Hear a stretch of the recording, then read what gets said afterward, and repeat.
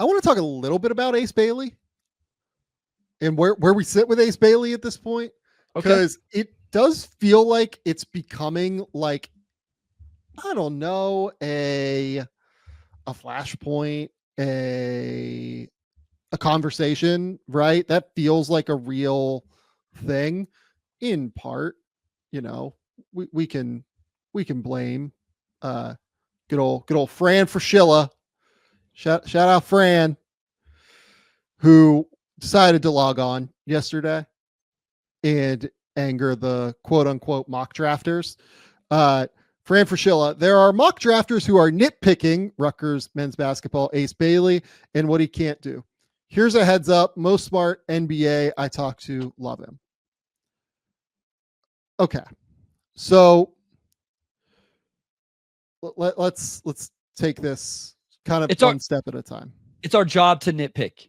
This is why we have a platform, is because we watch the games and we take notes. How do I not You want me to be able to talk intelligently about Ace Bailey? How can I not nitpick if I have 2 pages of notes about him, Sam? To be clear, also NBA people do this too. People that work in the NBA absolutely nitpick. As they should. This is a serious thing. I will say, Fran's overarching point, I do think is generally correct. That people in the NBA generally still have Ace Bailey in the top 5. Okay, so can you frame 100%. This for me real quick? Was this him defending Ace as a potential number 1 pick? Was this him defending Ace as people saying he sucks? What is the defense? Or is it because the conversation of him not being a top 5? Bryce, he absolutely didn't get that far into his thought process, I don't think. I think he was just trying to defend Ace Bailey. What is the conversation then, I guess, is what I'm asking you. Is that where people are going? Is they not having them in their top 5?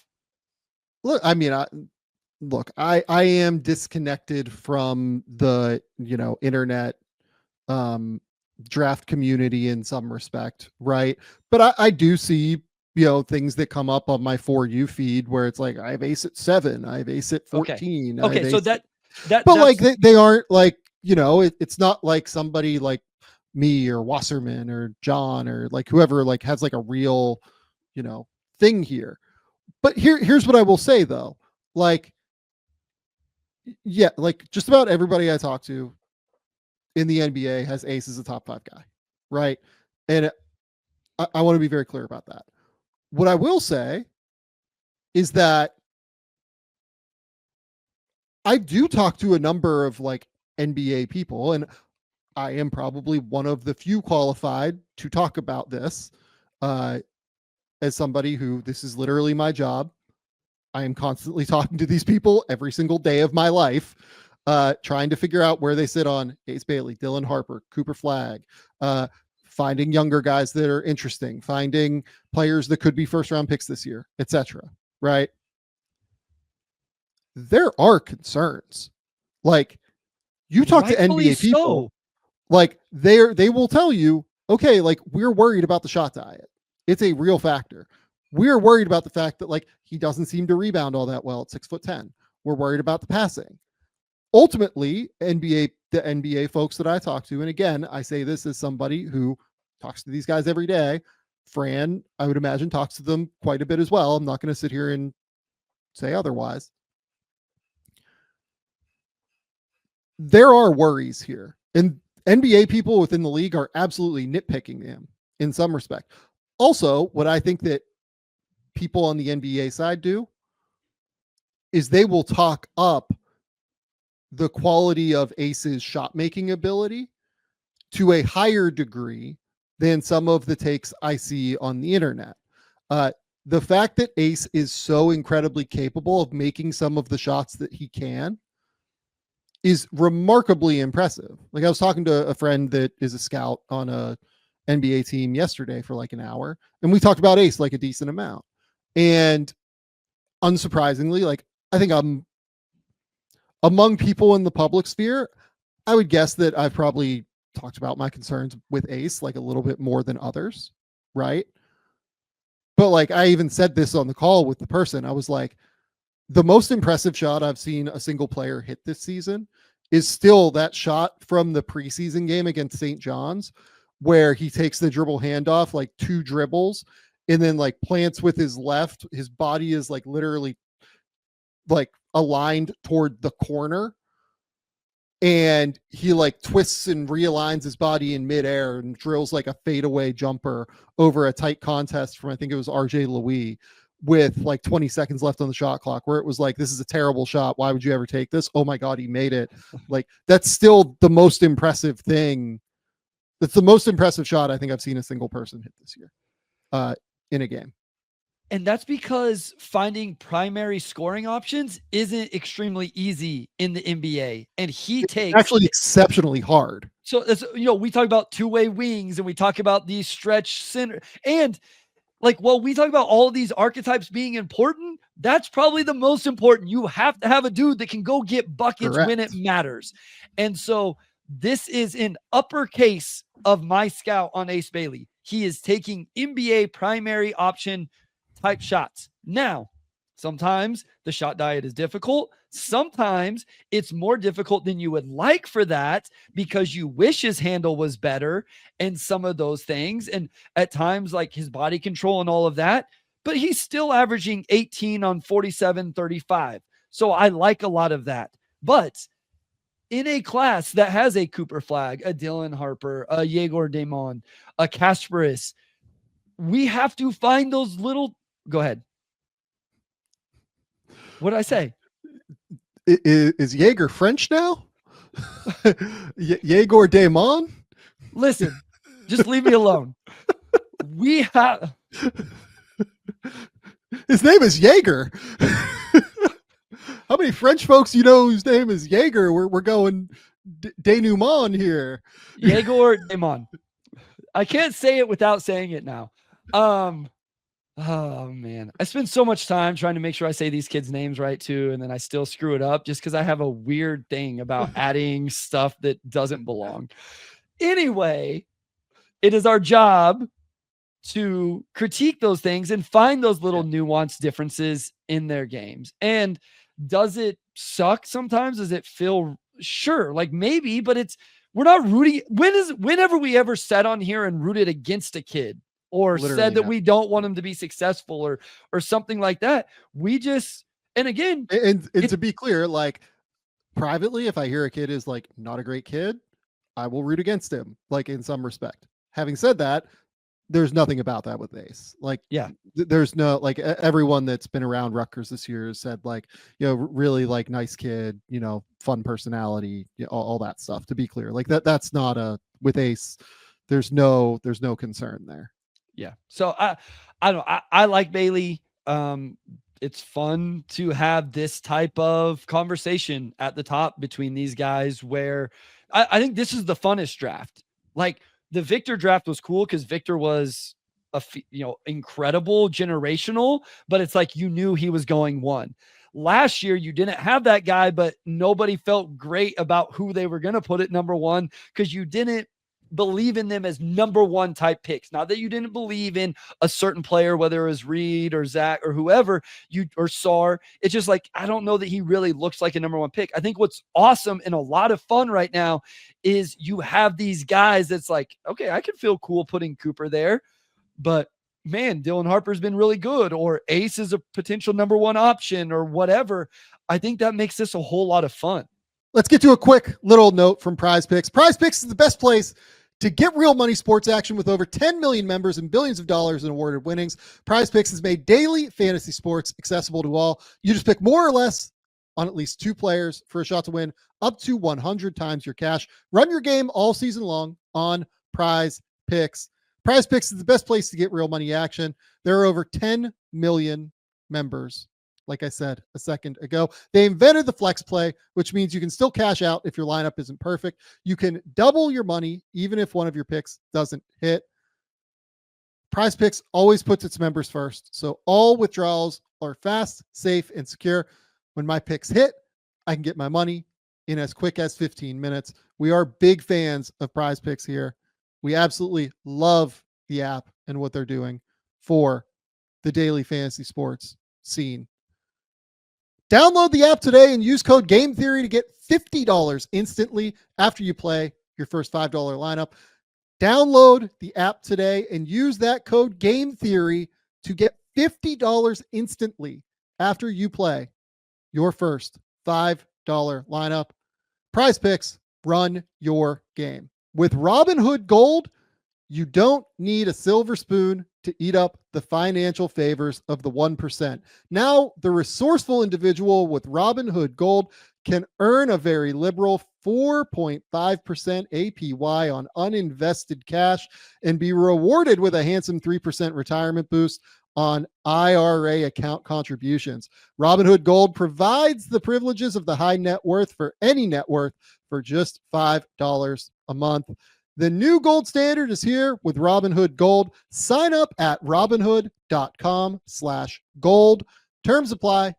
For specific product disclosures, visit robinhood.com/gold. Investing involves risk. Rate may change. Gold membership is offered by Robinhood Gold LLC. So I totally agree with you. Having said that, again, like let's take, Ace Bailey here and talk through what the concerns are and why they are valid, right? Sure. Ace Bailey does not play with much bend, just point blank. He does not seem to be wildly flexible.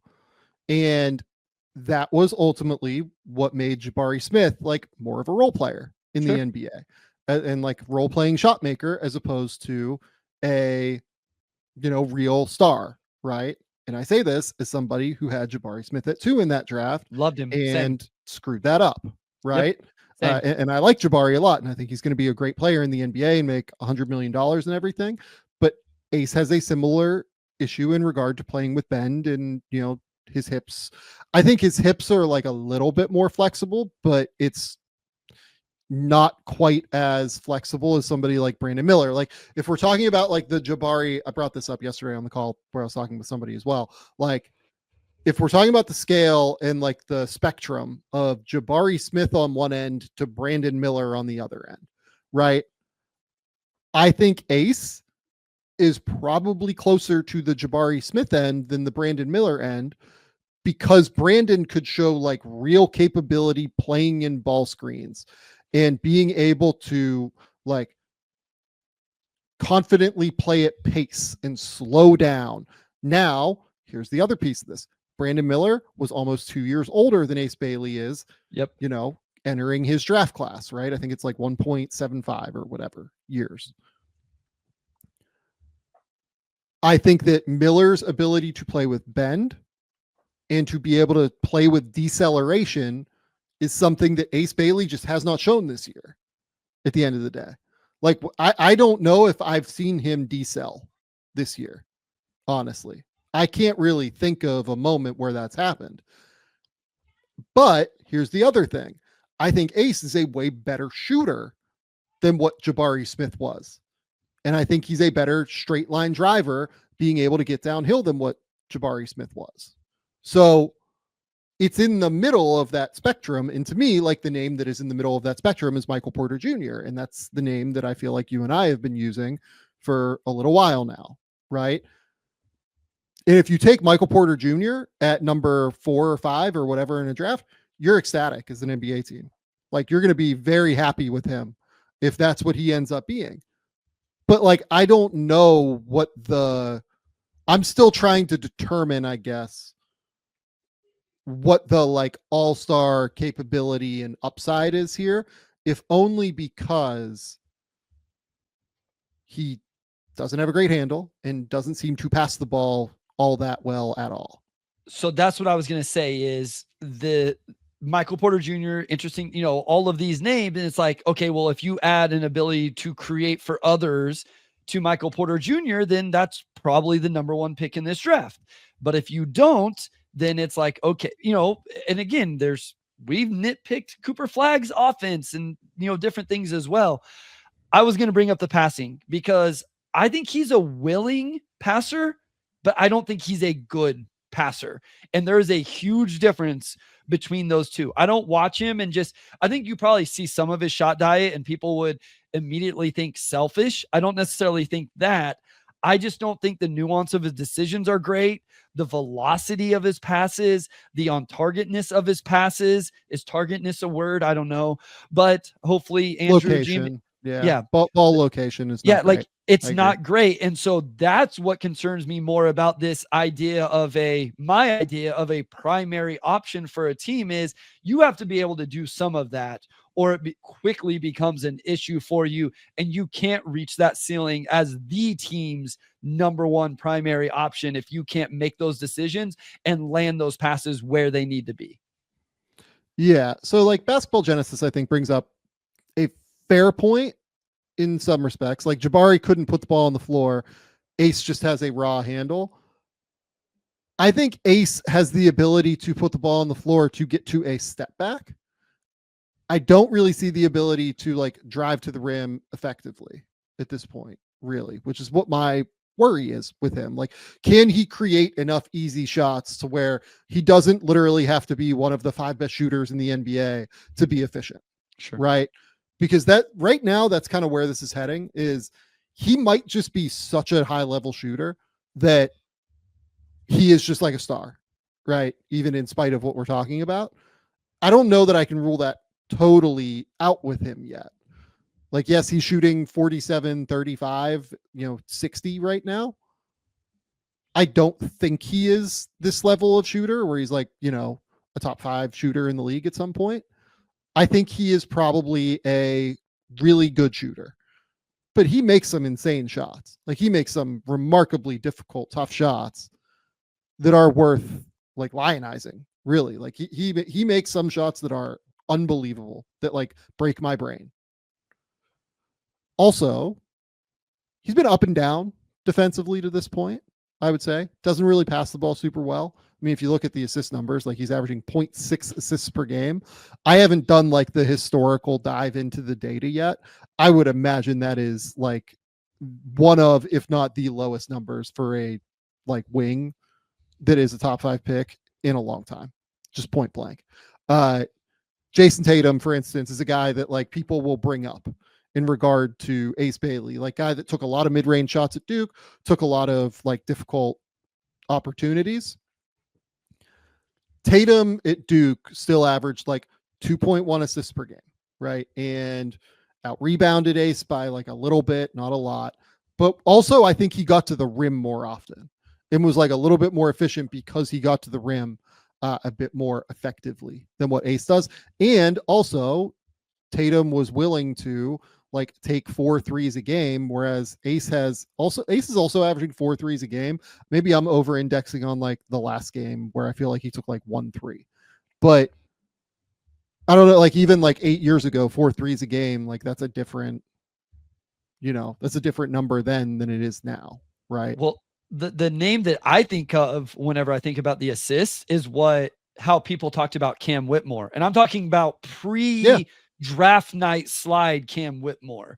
I'm talking about like leading up to that, whenever I would try to defend him as my number 5 player, people would be like, he only had, what was it, 19 assists and 42 turnovers.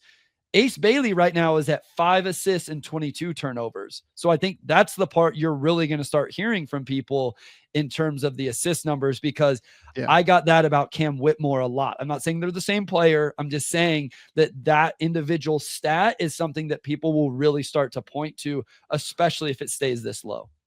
So here's where I'm at on Ace to like close this conversation, right? I have Ace in this 3 to 5 group, like pretty clearly. And most of the NBA folks I talk to have him somewhere in the 3 to 5 group right now. I would say that like the one where I'm a little bit out on a limb compared to NBA people is with Demon. I will talk to people who see, Igor Demon from Le Mans in France. I'm like the least cultured person ever too. Why am I throwing out random accents? Like, I'm from freaking Kansas. Why would I do a French accent? That makes no sense. What's wrong with me? I need to get checked out. Yegor Demon. I'm probably a little bit higher on him than like the consensus within the NBA teams. Like, I would say that he is considered a top 10 guy for NBA teams. Interesting. I have him like pretty clearly in the top 5 for me right now. Okay. And then Yakashonis is the other guy, and I have Yakashonis in this top 5 group as well. Like but I had him in the top 6 in the preseason. I had him 5th, on the most recent mock, I think. Like and now he just continues to completely take over college basketball. So like you and I have been all over the Yakashonis thing since the preseason. Like we love him. We thought he's absolutely outstanding. So honestly, out of that group, I would probably have Ace at number 5 right now. Okay. Personally, NBA teams, like I think that, I would guess if you asked a consensus of NBA teams, I haven't done this, like this is all anecdotal when I bring up NBA team, discussions that I have. I would say Ace is still the guy at number 3 for them. That's where I have him. I still have him number 3, then Yegor and Kasparis. And yeah, I mean, I have that 5. Not saying they're all in one tier, but I have a tier break before I get to number 6. And then I have a bunch of guys in that next tier that I call like my lottery / mid first round tier. Yeah. Here's what I would say. Yes, Fran Fraschilla, basically right on what he said. Like NBA team still being really interested in Ace, loving Ace Bailey. Also, just like don't be dismissive of shit. Like the NBA draft is such an imperfect world at this point that,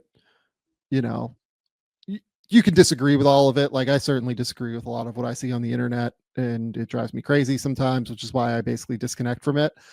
But look, people scout, people do the work. Like maybe not as much on the intel side, maybe not as much, depth as people on the NBA side do. Certainly not, as much as depth wise as people on the NBA side do.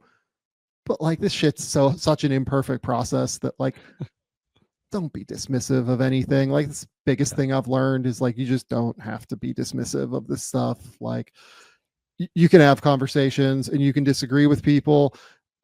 Where I get annoyed is when people are like, not if I think they're not doing the work or if they are dismissive of a lot of random shit.